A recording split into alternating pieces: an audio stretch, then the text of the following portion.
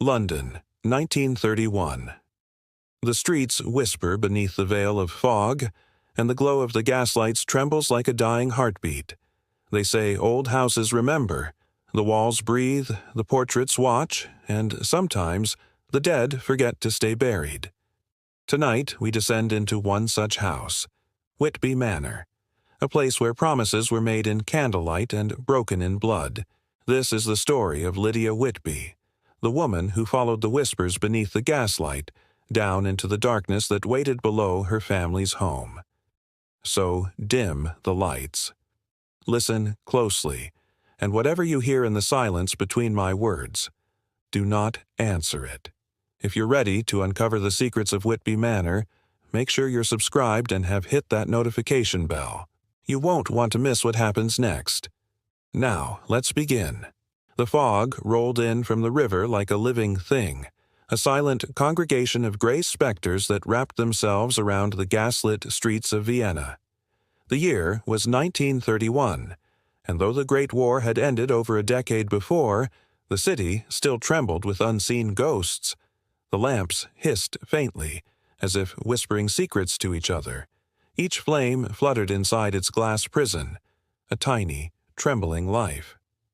Through the dim glow of those wavering orbs walked Elias Harrow. At 35, he was tall, lean, and marked by a deep solitude. His long coat, its hem darkened by the damp cobblestones, brushed against his legs. In his gloved hand, he carried a small leather satchel filled with architectural sketches. Elias was an architect of repute, or at least he once had been. But a commission gone terribly wrong, a bridge collapse that had claimed the lives of 4 men, had left his name whispered only in scandal. For months, he'd lived alone in a narrow apartment overlooking the river, existing mostly at night, when the soft gaslight softened the cruelty of the world. Then, one evening, a letter arrived. It was sealed in crimson wax, stamped with an emblem he didn't recognize, an owl perched upon a key. Inside, a note was written in a delicate, curling script. Mr. Harrow, I have followed your work for years. I believe you alone can restore my family's home, now fallen into ruin. Come to Grevenwald Manor, just beyond the town of Bruckenthal, before the month's end. Your fare and lodging will be compensated handsomely. Lady Isolde Grevenwald. The name stirred something faint in his memory, perhaps a noble house long forgotten, or a whisper from some old architectural journal. But it was the final line, written almost as a postscript, that truly troubled him. You may hear the voices at night. Do not answer them. He had read that line twice before folding the letter away. Now, 3 nights later, he found himself standing before the Bruckenthal station, the train tracks dissolving into mist behind him. The journey had been long and unnervingly silent. The few passengers who shared his carriage had disembarked hours before, leaving Elias alone with the rhythmic groan of the wheels and the sigh of steam. A coach awaited him outside the station, a black carriage drawn by 2 pale, almost spectral horses. The driver, cloaked and silent, lifted his hat in a brief gesture but did not speak a word. Elias climbed inside, and the door shut with a heavy, final sound that echoed like a coffin lid closing.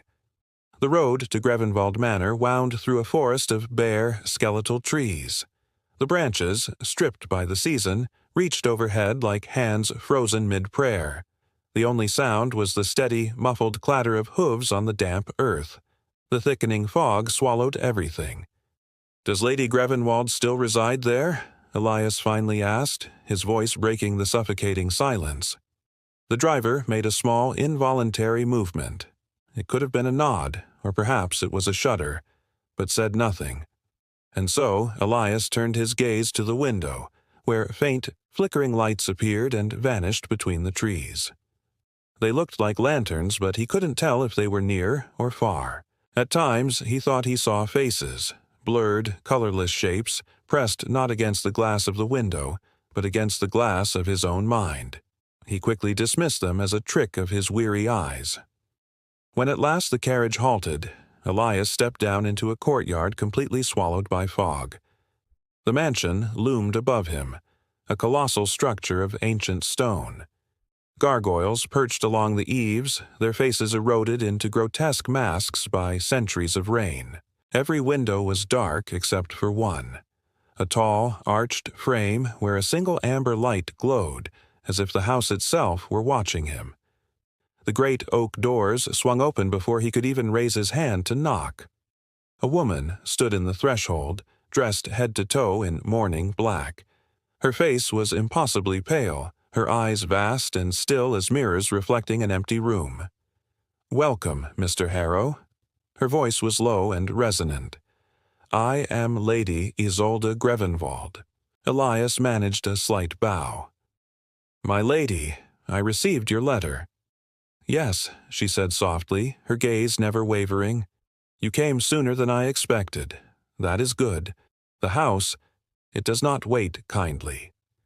Her words hung like frost in the air between them. Inside, the manor smelled of dust and a faint, cloying hint of lavender.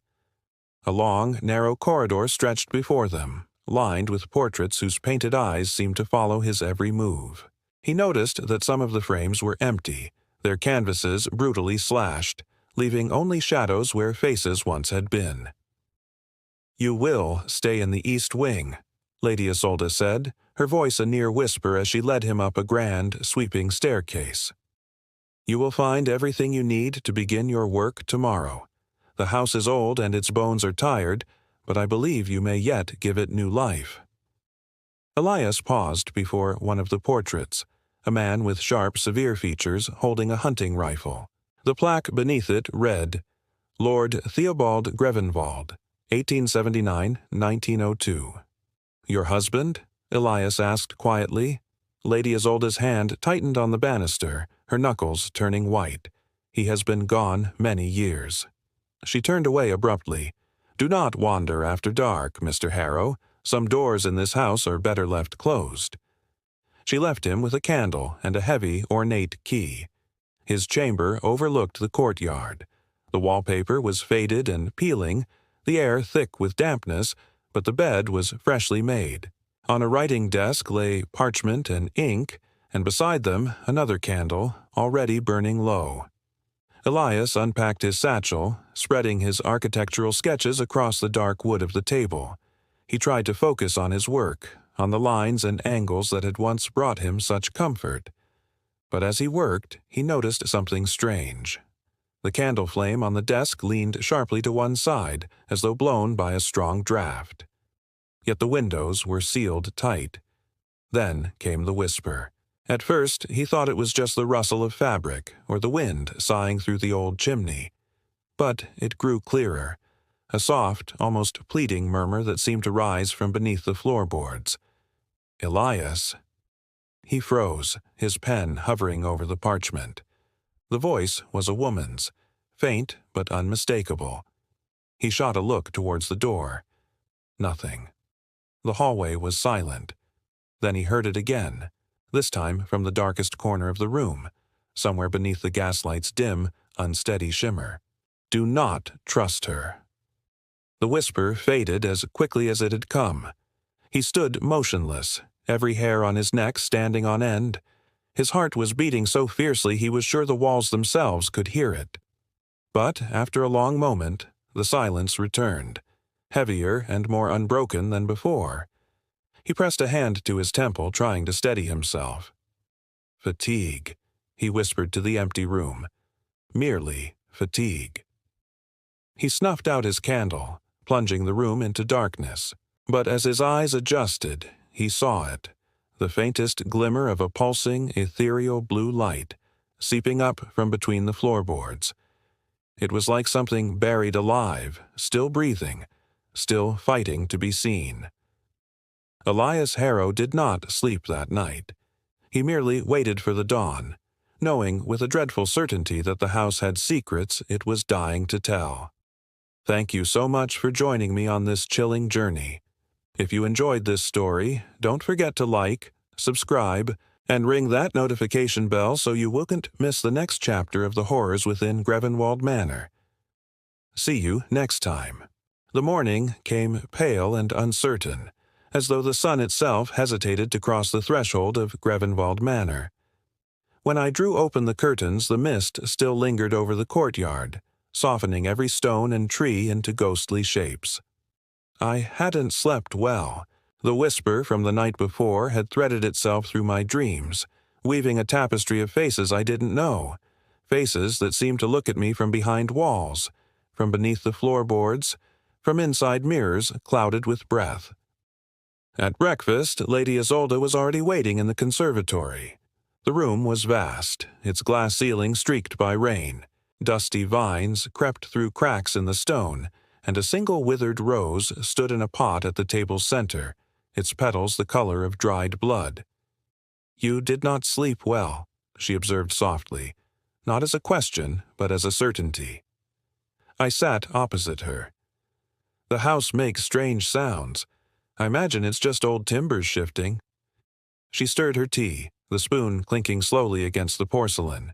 Grevenwald remembers what it once was. The rooms still murmur their stories, sometimes to those who will listen. Her voice carried the weight of centuries, though she couldn't have been older than 40. Her hair, dark as polished wood, fell in a long braid over her shoulder. There was something ethereal in her stillness, an elegance that seemed detached from the living world.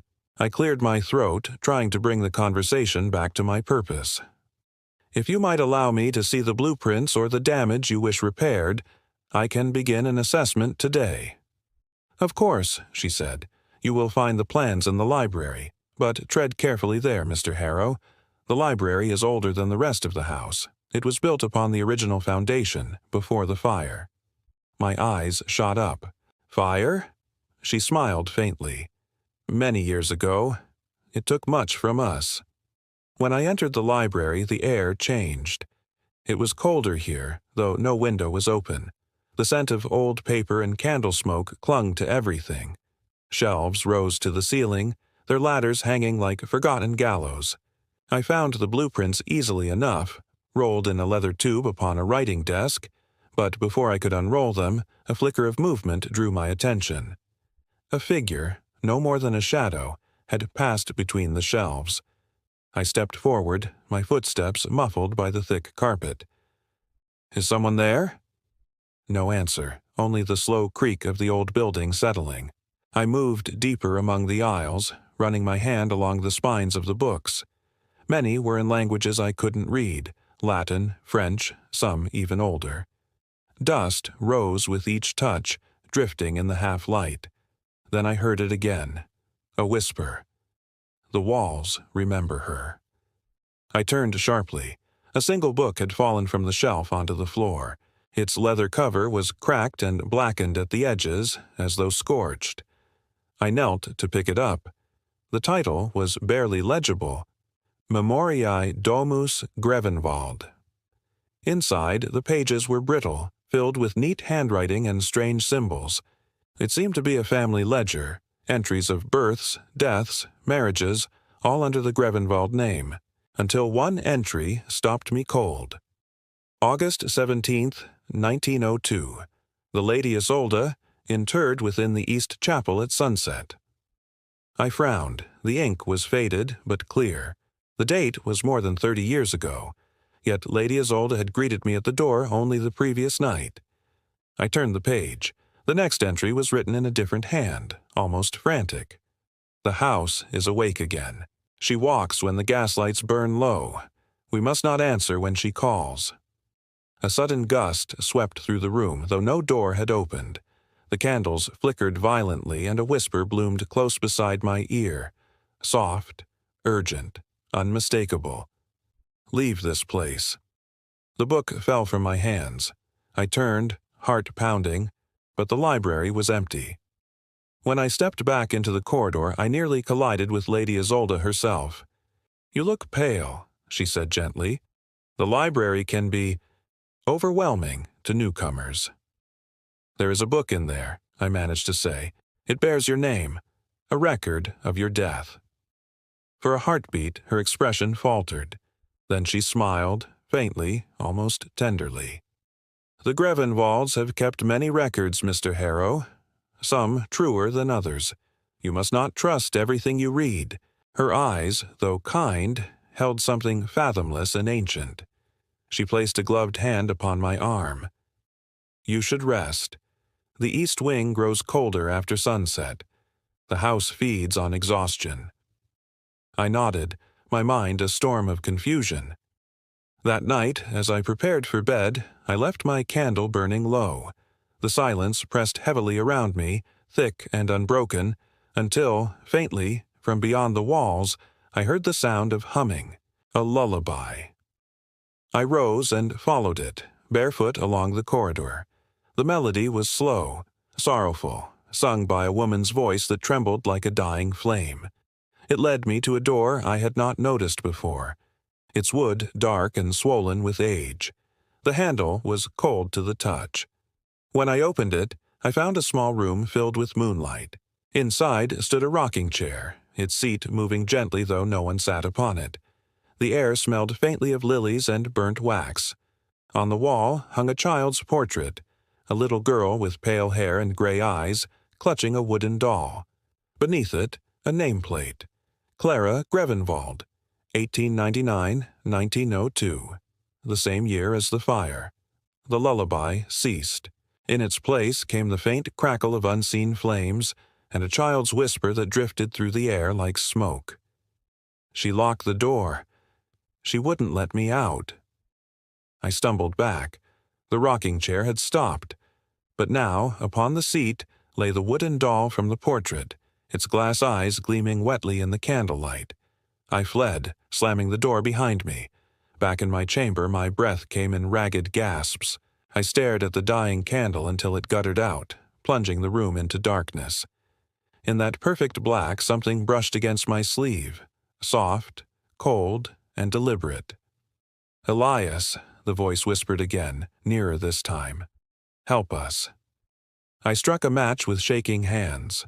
For an instant, the flare illuminated the mirror beside my bed, and in it I saw the reflection of a woman standing behind me, her face half burned, her eyes wide and sorrowful. When the match went out, so did she. Thank you so much for joining me on this chilling journey into Grevenwald Manor. If you enjoyed this story, please hit that like button and subscribe for more tales from the shadows. Let me know in the comments what you think I should do next. Stay safe, and see you in the next one. The next morning broke in silence. The fog clung to the manor's edges like a living shroud, and the air inside felt colder, heavier, as if the walls themselves had drawn closer during the night.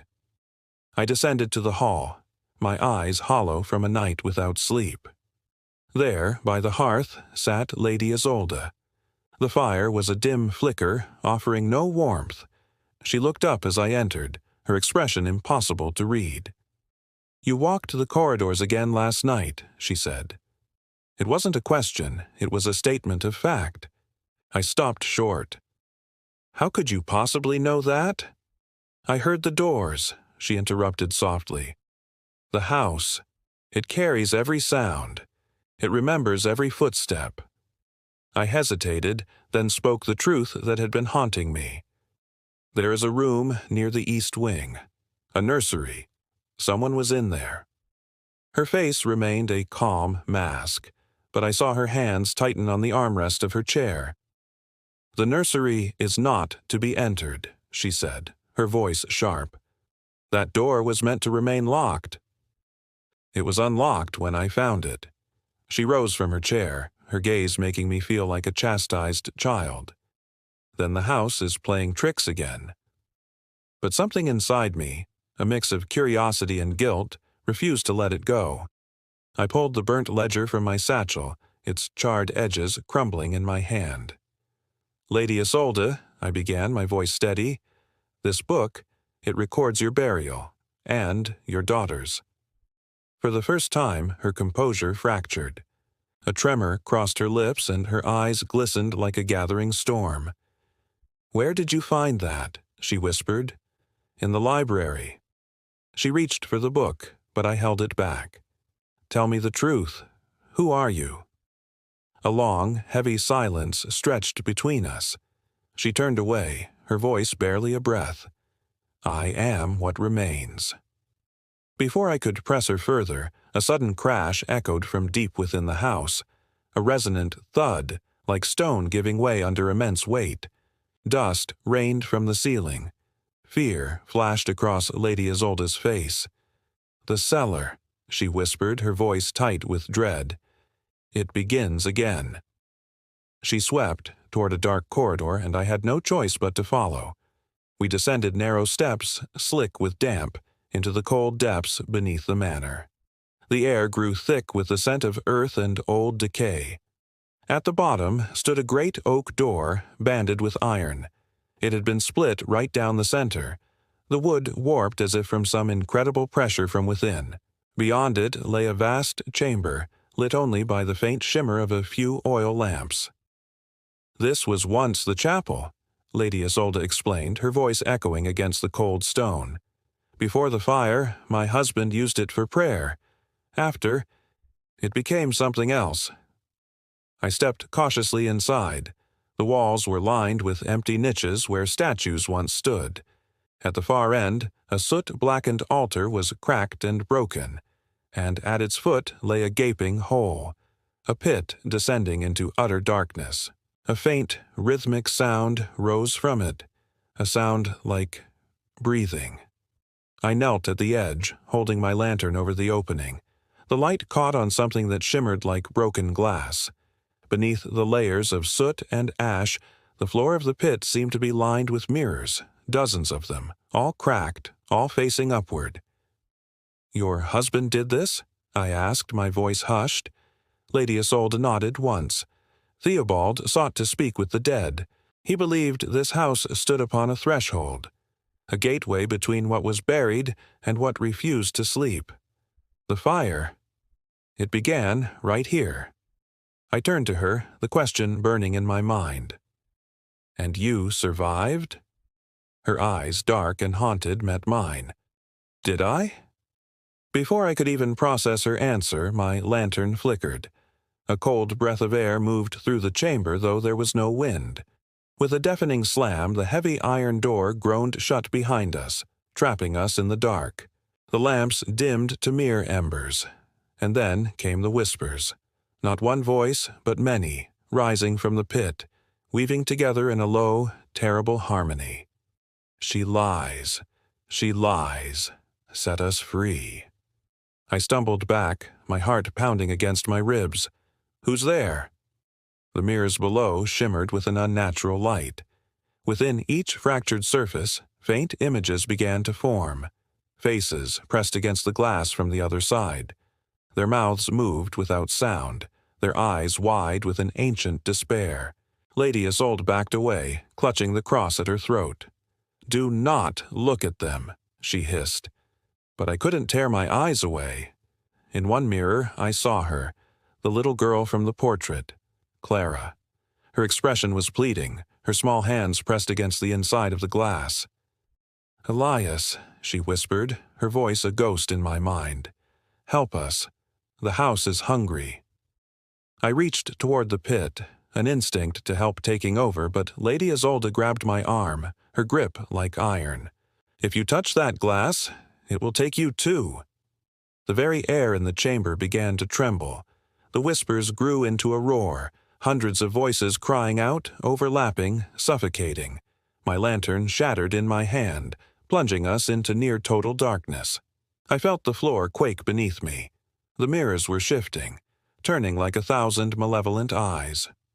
For a terrifying instant, I thought I saw something immense moving behind them, a form with the shape of wings, made not of feathers, but of pure shadow. I grabbed Lady Isolde and pulled her toward the door. Together, we threw our weight against it, forcing it open, and fled up the stairs, the roar from the pit following us like a rising tide. When we finally burst back into the hallway, the silence was sudden and absolute, as if the entire house had just drawn one long, final breath and held it. I leaned against the wall, my heart hammering in my chest. "What? What is that thing?" She sank to her knees, trembling uncontrollably. "It is what Theobald called forth, the spirit of Grevenwald itself. It feeds on memory, on guilt, on the living who dare to remember the dead. I knelt beside her. "Then we have to destroy it." She looked up, her eyes filled with a chilling emptiness. "You cannot destroy what was born from grief. You can only appease it." Her gaze drifted toward the ceiling, where faint vibrations still shook dust loose from the plaster. The chapel stirs when the house wants another offering. "Another?" I asked, but she didn't answer. That night the manor remained deathly quiet. I locked my chamber door, but sleep was impossible. Every time I closed my eyes, I heard the faint echo of shattering glass from somewhere deep below and the sigh of wind through unseen cracks. Near midnight, I lit my candle and unrolled the blueprints I'd found. The foundation plan was unlike any I'd ever seen, a labyrinth of intersecting corridors spiraling toward the center, and at its heart, drawn faintly in red ink, was a symbol I recognized from the burned ledger, an owl perched upon a key. Beneath it, in faded script, were 2 words, Memoriae Vinculum, the bond of memory. I whispered the words aloud into the stillness of the room.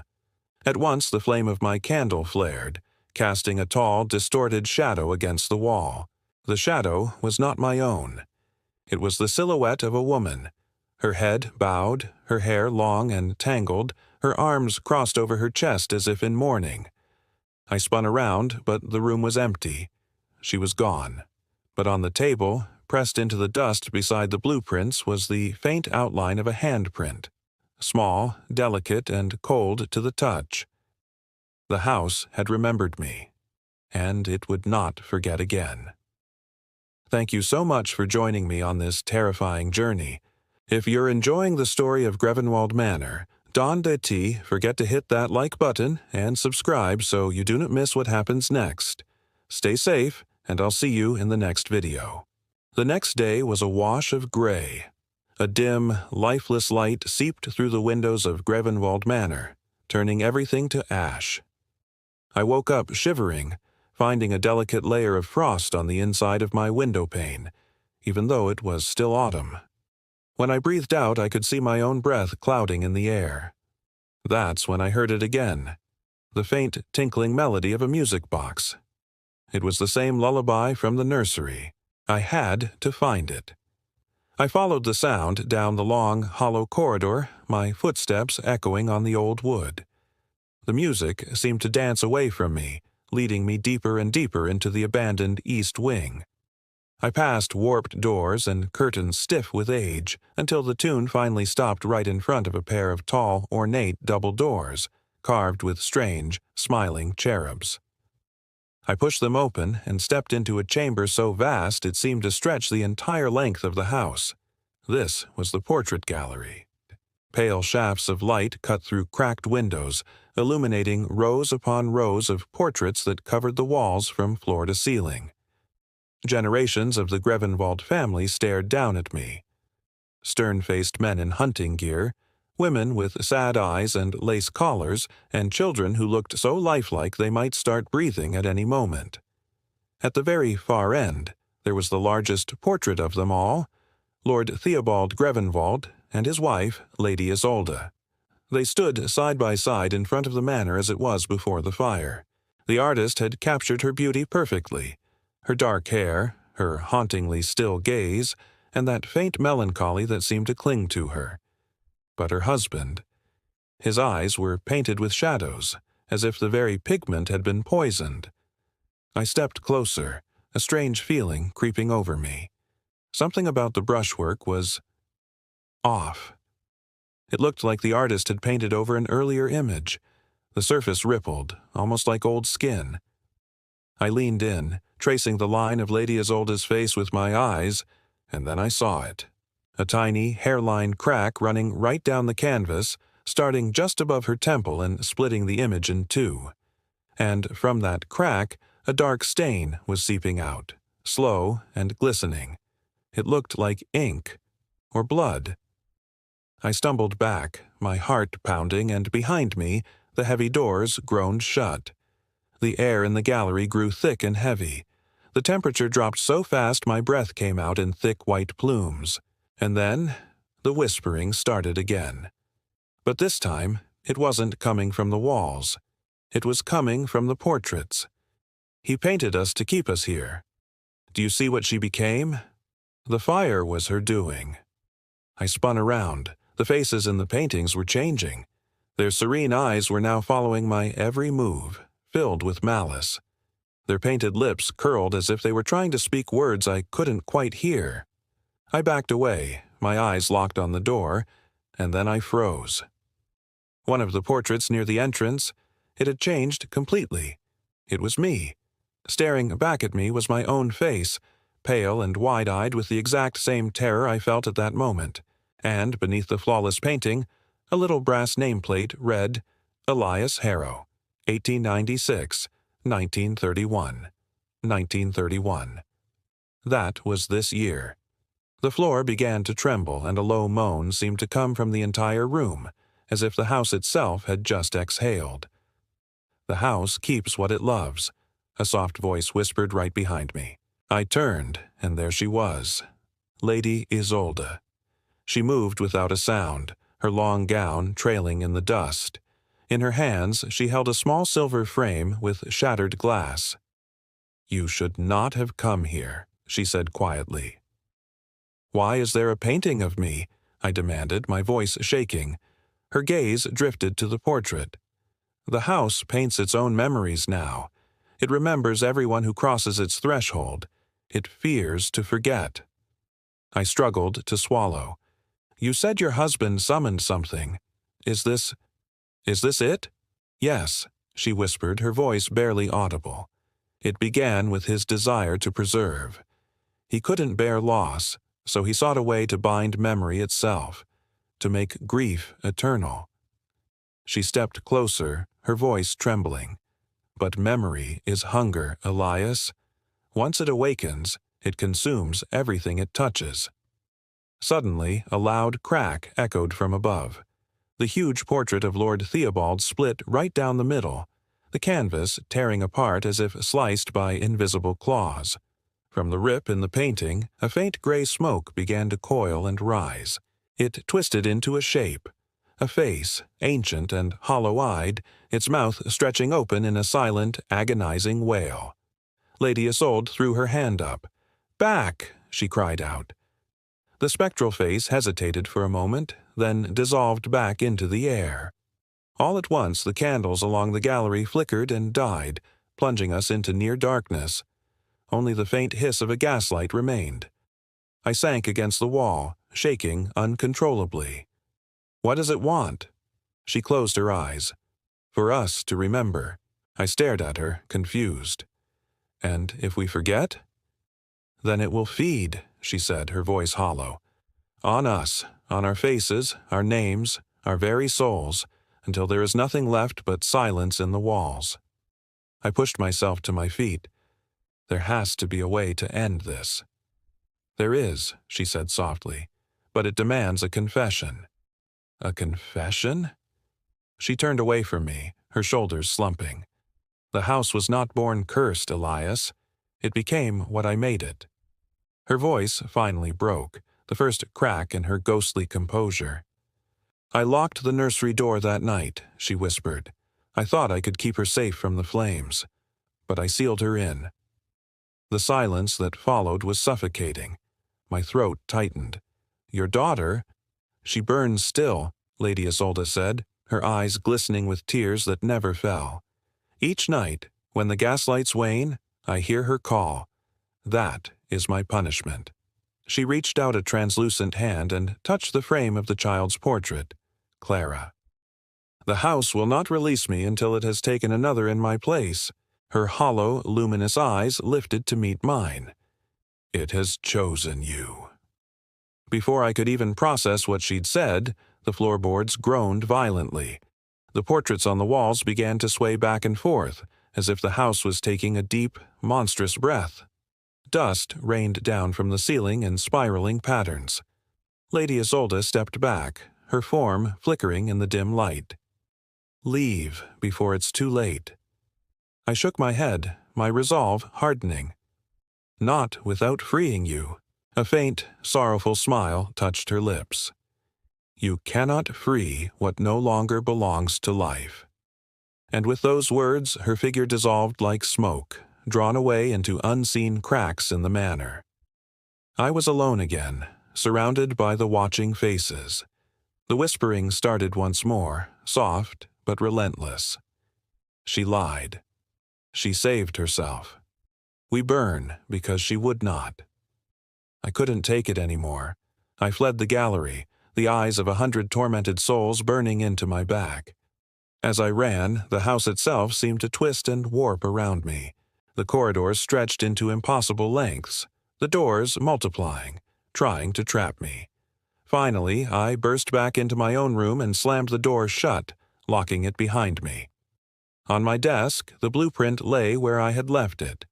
The spiral of corridors, the pit at its center, the strange mark of the owl and the key. I traced the lines with my finger, and then it hit me. A horrifying realization. The spiral wasn't just an architectural design. It was a ritual, a sigil meant to bind something. The heart of the entire pattern, the center of the ritual, lay directly beneath the portrait gallery. The true chapel wasn't where she had led me before.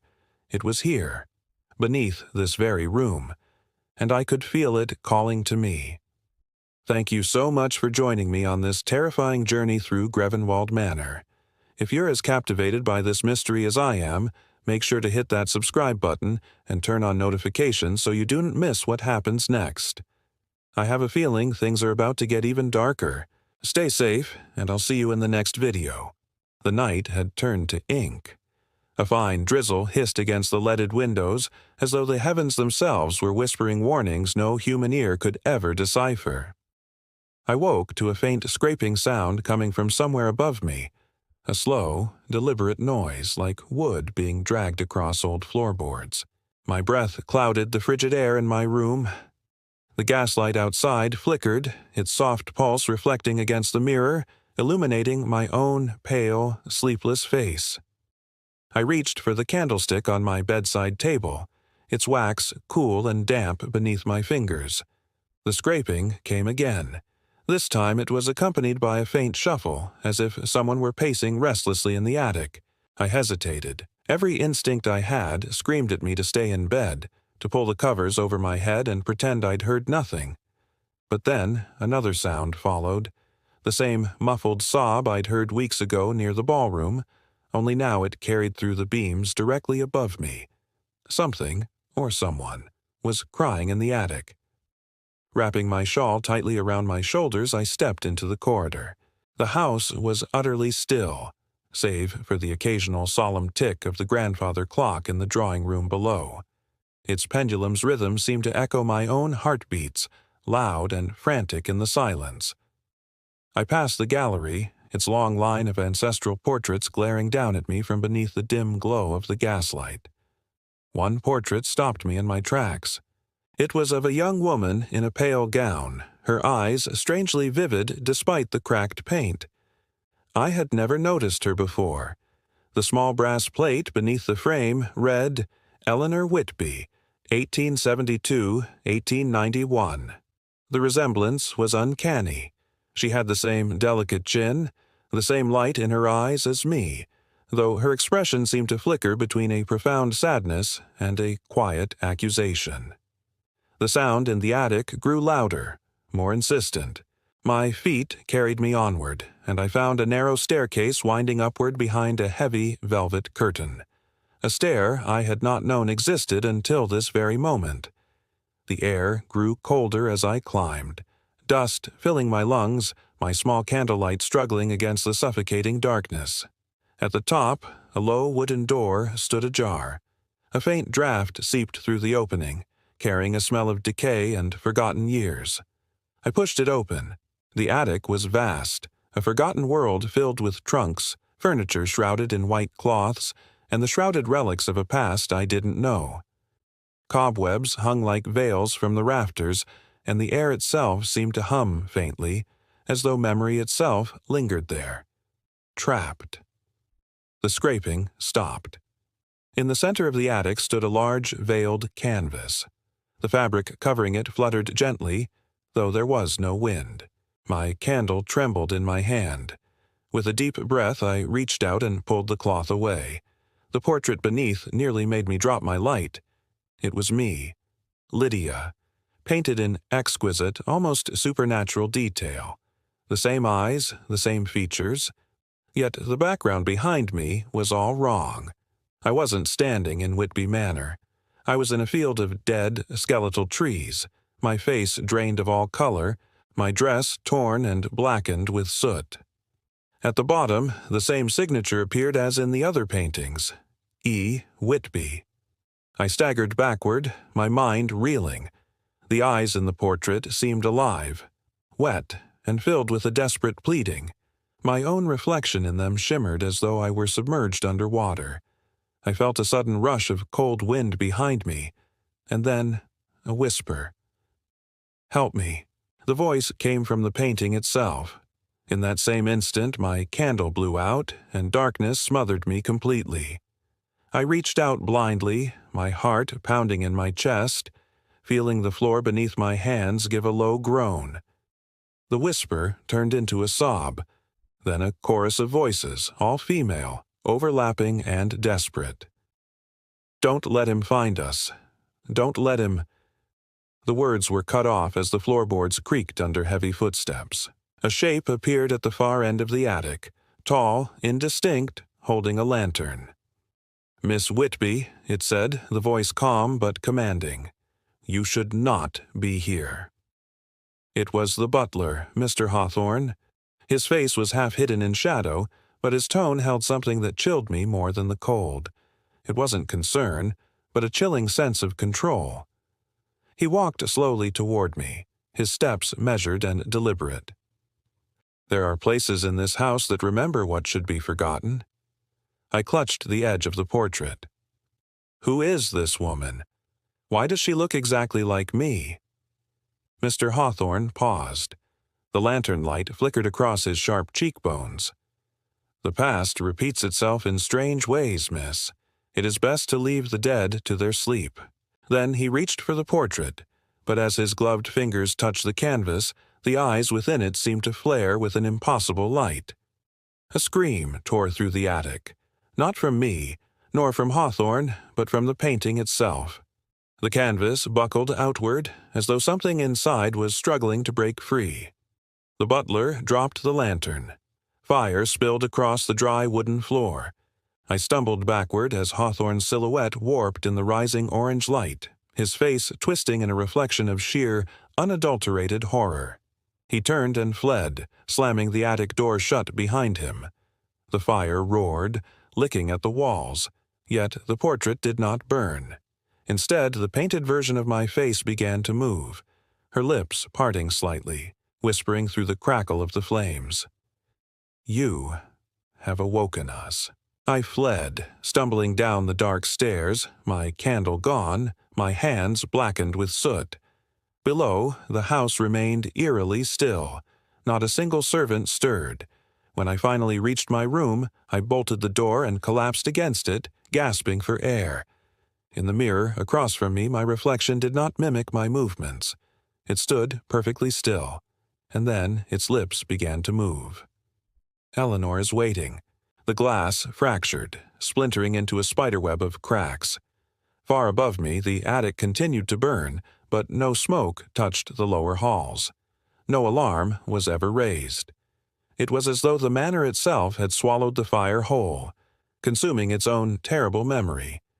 Outside, the storm finally broke over the moors, thunder rolling like the growl of something ancient and vast waking in its sleep.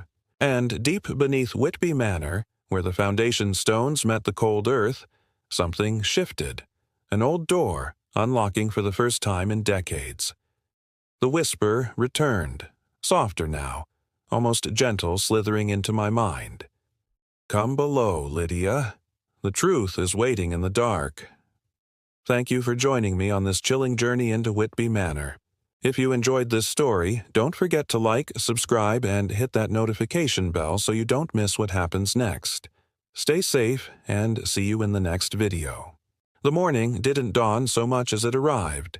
Gray, hollow, the sky over the moors like tarnished silver. From my window, I watched the mist curl across the grass, a slow, deep breath from some sleeping giant. The manor below felt hushed, as if every closed door held a secret. My sleep had been a fever dream, fragmented and terrifying. I saw visions of fire licking through portraits, heard voices whispering my name, and the echo of cracking glass haunted my mind. When I finally rose, the mirror on my dressing table confirmed my fears. A long, splintering crack ran from corner to corner, a lightning bolt frozen in time. I touched it gently. My reflection stared back, but the eyes weren't quite my own. I dressed without calling for my maid. The silence in the house was too profound, almost suffocating. There was no clatter of dishes from the kitchen, no murmur of servants' voices. Even the old grandfather clock in the drawing room below had stopped its steady ticking. As I stepped into the corridor, a chill settled over me. It wasn't the weather, it was something unseen, something pressing against my skin. I found myself drawn back to the long gallery, to the portrait of Eleanor Whitby. And I saw it immediately. The paint had changed. Faint, dark streaks ran down the woman's cheeks, as if the portrait itself had wept during the night. My hand trembled as I touched the small brass plate beneath the frame. Under her name, new words had appeared, scrawled in something dark and sticky. "Find me where the stone weeps." Suddenly, a gust of cold air rushed past, extinguishing the nearest gaslight. The corridor plunged into half-shadow. For a fleeting, terrifying moment, I heard a heartbeat that was not my own. I turned sharply. At the far end of the hall stood Mr. Hawthorne. His face was pale, his eyes hollow, his hands clasped tightly behind his back. "Miss Whitby," he said, his voice measured, almost reverent. "It would be best if you remained in your chambers. The night's events were unfortunate." I stepped forward, my voice shaking but firm. "What happened to the attic?" "It burned. I saw it burn. But there's nothing left." "You saw nothing," Hawthorne replied softly, his gaze unwavering. "There are fires this house has learned to hide." My patience wore thin. "Who was Eleanor Whitby?" I demanded. His stoic expression didn't change, but his right hand twitched, just a slight, almost imperceptible movement. It was the first sign of fear I'd ever seen in him. "She was the last to seek what lies beneath," he said, his voice dropping to a near whisper. "And she was the first to fail." My pulse raced, a frantic drum against my ribs. "Then that is where I must go." He shook his head slowly. "There are doors, Miss Whitby, that will not open unless they have tasted blood." But his words were lost to me. I brushed past him, my footsteps echoing down the long, silent hall. Behind me, I heard his whisper, faint, desperate, almost pleading. "You cannot free what was promised." I descended the grand staircase, passing the silent ballroom where chandeliers hung like frozen tears. The floorboards beneath my feet groaned, as if warning me to turn back. In the drawing room, my eyes caught something I hadn't noticed before. A tapestry, slightly askew, revealing the faint outline of a hidden panel in the wall. The air there smelled damp, ancient. My fingers fumbled for a moment before finding the catch. I pulled. With a low groan, a narrow passage opened, its stone steps descending into utter darkness. From the depths below, a faint rhythmic dripping echoed, the sound of water falling, slow and deliberate, like the ticking of some unseen clock. "Find me where the stone weeps." The words from the painting returned to me. Lighting a candle, I began my descent. Each step took me deeper, and the air grew colder, heavier, filled with the scent of wet earth and mildew. The stone walls were covered in carvings, names, perhaps, or prayers, written in a language I couldn't understand.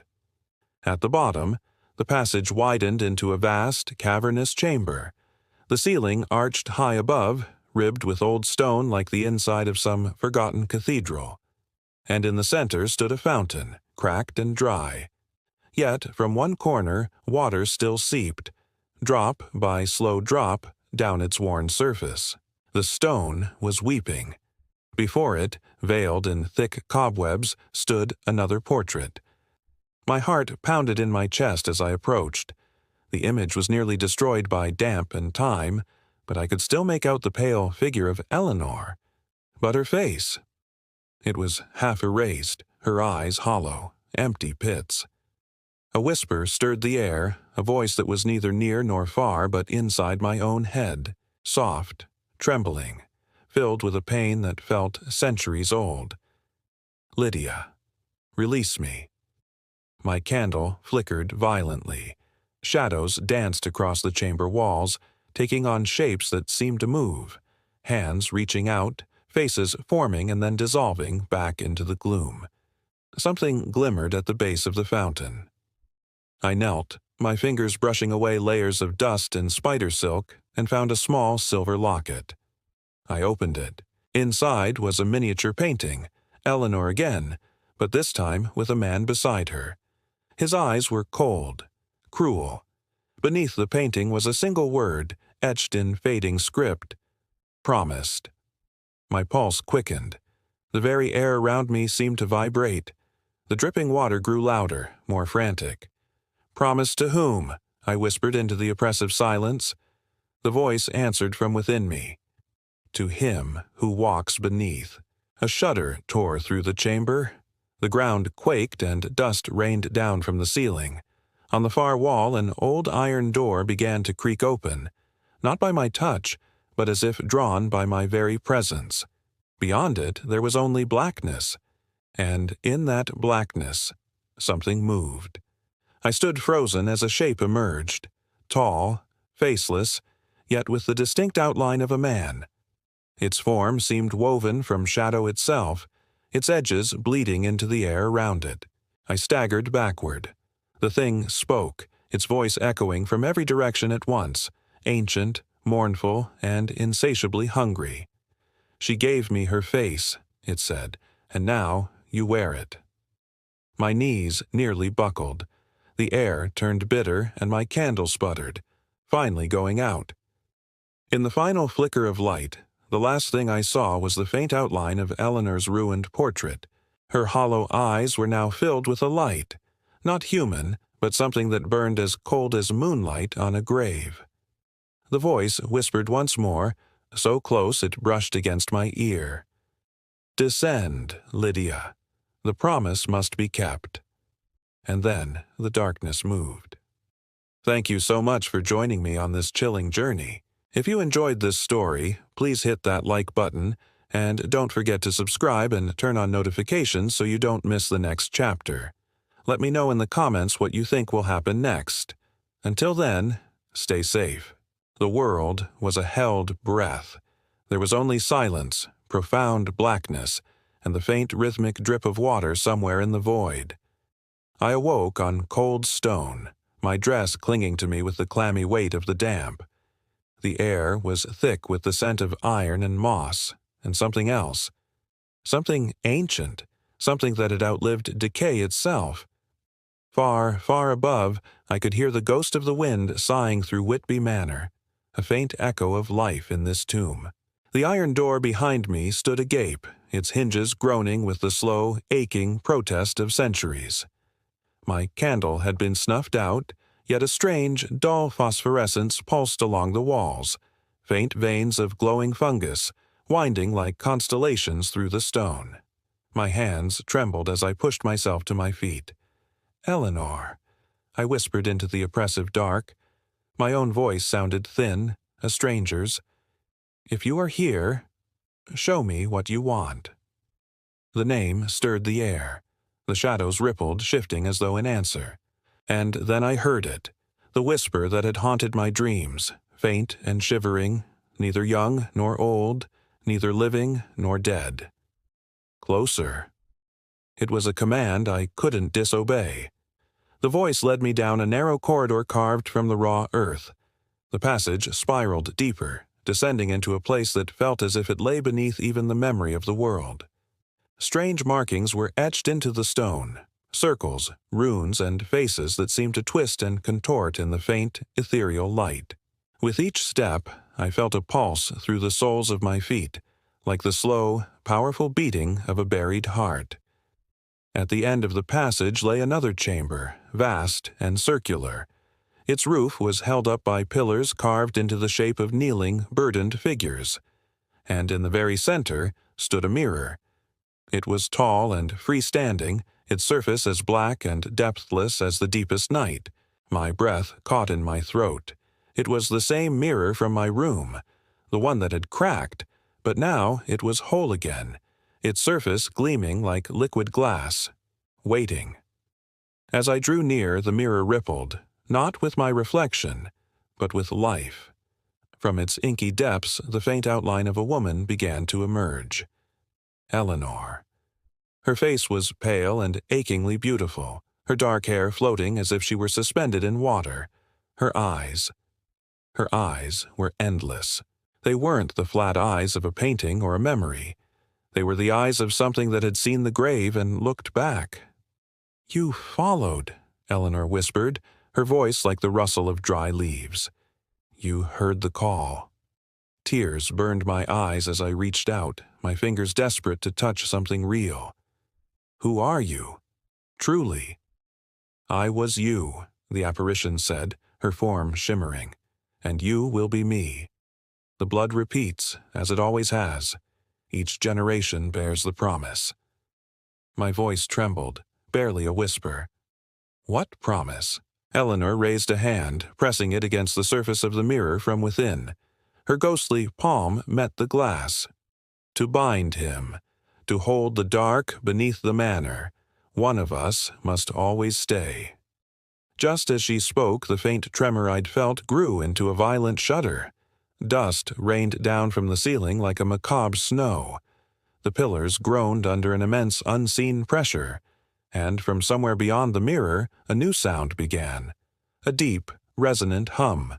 Not human, not animal, but something vast, ancient, and waking. A second voice joined Eleanor's, but this one was different. It was the same voice that had spoken from the blackness before, deep as thunder and soft as velvet. "You cannot bind what was born in the dark." With a sound like a scream of tearing reality, the mirror shattered. Shards of black glass exploded outward, slicing through the air with the hiss of dying light. And from the broken frame, shadow poured forth. Thick, liquid, writhing. It coalesced, forming limbs that reached, clawed, and took a horrifying shape. It was him, the one who walked beneath. It had no face, only the suggestion of one. No eyes, only the gleam of something that hungered for form, for life. I stumbled backward, my heart hammering against my ribs as if trying to escape. The voice came from all directions at once, echoing against the stone walls of the chamber. "She broke the seal for love," it boomed. "You break it for truth. Both are the same." Eleanor's ghost hovered near the ruins of the mirror, her form fading. Her voice a desperate, urgent plea. "Take my hand, Lydia. Seal it again, before it walks free." The shadow lunged. I screamed, reaching instinctively for the specter. My hand passed through cold, empty air, yet I felt something seize my wrist. Not flesh, but a force, a will. A flood of memories, not my own, rushed into my mind. I saw Eleanor, a lifetime ago, standing before this same mirror. I saw the butler's terrified face, the ritual whispered beneath the flickering gaslight. I saw her slice her own palm, press it to the mirror's surface, and speak a name too sacred to ever utter twice. "Bind through blood," a voice whispered inside my head, her voice. "Bind through pain." The blackness rose around me like a tide of ink, swallowing the chamber. I gasped for air, fighting to stay conscious. With a final, desperate act, I raised my hand and drove it against the jagged edge of a broken mirror shard. Pain flared, white-hot and brilliant as lightning. My blood dripped onto the ground, and the stone beneath my feet erupted in light. The ancient carvings flared to life, glowing with crimson lines. The air howled. The shadows convulsed, and the figure screamed, a sound that made the very earth tremble. For a moment I felt myself torn between two worlds, flesh and ghost, breath and silence. Eleanor's hand found mine again, the contact both icy and burning. "You must take my place," she whispered, her voice fading. "Only one may walk away." My tears mingled with the blood running down my arm. No, there must be another way. "There never is," the spirit said softly, her image growing transparent. "The promise is older than you, older than him, but through you, it will end." The blackness surged one last time, wrapping around my legs, my waist, my throat. I fought to breathe, to stay awake. The last thing I saw was Eleanor's face fading into nothing, her lips forming words I could not hear, only feel. Then, silence. When the darkness cleared, I found myself standing in the grand hall of Whitby Manor. The chandeliers were lit, casting a warm, golden glow. The air smelled of fresh roses. Morning sunlight poured through the tall windows as though nothing had ever happened. But I was utterly alone. The portraits along the wall had changed once again. The faces were calm now, their eyes closed as if in a peaceful slumber. Only one painting remained uncovered, the one directly above the fireplace. It was me, Lydia Whitby, painted in a gown of white silk, a faint, serene smile upon my lips. Mr. Hawthorne stood beside me, his face an unreadable mask. "You look as she did," he said quietly, his voice neutral. I turned toward him, my own voice feeling strangely distant, as if coming from across a great chasm. "The house is at peace now." "Yes," he murmured, bowing slightly. "For another lifetime." He left me standing there beneath the gaslight that had already begun to flicker on. As the hours passed, I did not move. The light outside dimmed. The room sank into the soft embrace of dusk, and still I stood, my expression serene, my eyes reflecting the dance of the flames in the hearth. When night finally fell, the last candle guttered out. In the brief, dying glow of its flame, the painting above the fireplace seemed to breathe, just once, as the faintest whisper filled the silent room. "Keep the promise."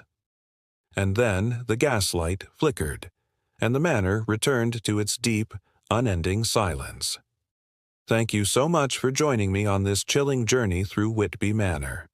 If you enjoyed this story, please don't forget to like, share, and subscribe for more tales from the shadows.